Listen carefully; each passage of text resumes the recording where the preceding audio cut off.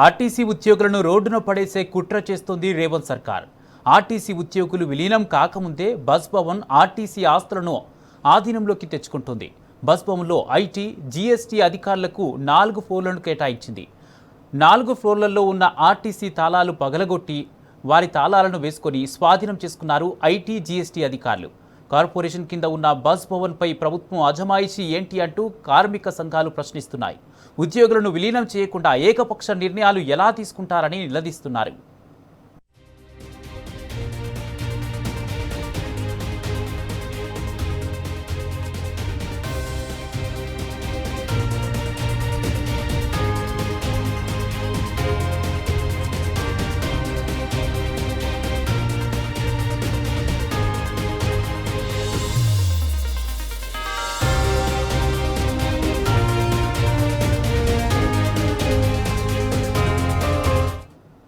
RTC ఉద్యోగులను రోడ్డున పడేసే కుట్ర చేస్తుంది రేవంత్ సర్కార్.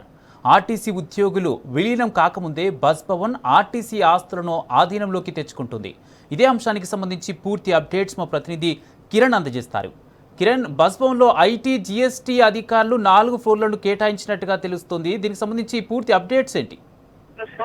ఆర్టీసీని నిర్వీర్యం చేసే కుట్ర దిశగా రాష్ట్ర ప్రభుత్వం ప్రయత్నాలు అయితే మొదలుపెట్టింది. ప్రధానంగా బస్ భవన్ లో ఉన్నటువంటి ఏదైతే ఆర్టీసీకి ప్రధాన కార్యాలయం ఏదైతే ఉందో బస్ భవన్ లో మొత్తం 4 ఫ్లోర్లను 1, 2, 3, 4 ఫ్లోర్లు ఏం ఉన్నటువంటి 4 ఫ్లోర్లను రాష్ట్ర ప్రభుత్వం ఏదైతే ఐటీతో పాటు జీఎస్టీ అధికారులకు కేటాయించినట్టుగా తెలుస్తుంది. ప్రధానంగా ఈ కేటాయింపుకు సంబంధించి ఆర్టీసీ సంఘాలు కూడా వ్యతిరేకిస్తా ఉన్నాయి.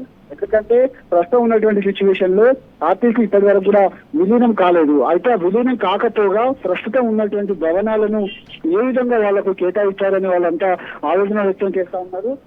ఇప్పటికీ ఆర్టీసీ విలీనానికి సంబంధించినటువంటి అంశంలో కూడా ఖచ్చితంగా ఆర్టీసీకి సంబంధించి ఉద్యోగులు ఇప్పటి వరకు విలీనం కాకపోగా ఉన్నటువంటి ఉద్యోగులు ఎవరైతే ఉన్నారో వాళ్ళందరినీ కూడా విలీనం చేసినటువంటి పరిస్థితులు కనిపిస్తా ఉన్నాయి. ప్రస్తుతం ఉన్నటువంటి సిచ్యువేషన్ లో అధికారులు వచ్చి అక్కడ ఉన్నటువంటి ఏవైతే భవనాలు ఉన్నాయో ఆ ఫ్లోర్లు 4 ఫ్లోర్లను కూడా మాకు ప్రభుత్వం కేటాయించింది. సిఎస్ తో పాటు అధికారులు కూడా మాకు జీవో ఇచ్చారంటూ కూడా ఉన్నటువంటి పాత ఆర్టీసీకి సంబంధించినటువంటి ఎవరైతే తాళాలు ఉన్నాయో వాటిని కూడా పగలగొట్టి పూర్తిగా వీళ్ళు స్వాధీనం చేసుకొని ఈ రోజు పూర్తిగా ఆక్యుపై చేసుకున్నట్టుగా తెలుస్తుంది. అధికారులు పాగా వేయడంతో ఆర్టీసీ ఉద్యోగుల్లో కొంత ఆందోళన అయితే వ్యక్తం అవుతుంది. ఎందుకంటే ఇప్పటికీ అధికారులను కనీసం ఉన్నటువంటి ఉద్యోగులను ఆర్టీసీలో విలీనం చేయకపోగా ఆర్టీసీ ఆస్తులన్నీ కూడా అప్పనంగా రాష్ట్ర ప్రభుత్వం కాజేసేటువంటి కుట్ర చేస్తుందంటూ వీళ్ళంతా ఆవేదన వ్యక్తం చేస్తా ఉన్నారు.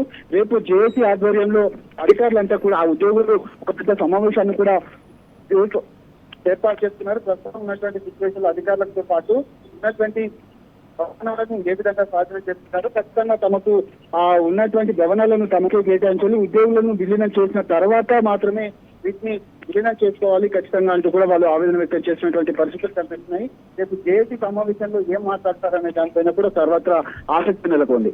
Right, thank you Kiran.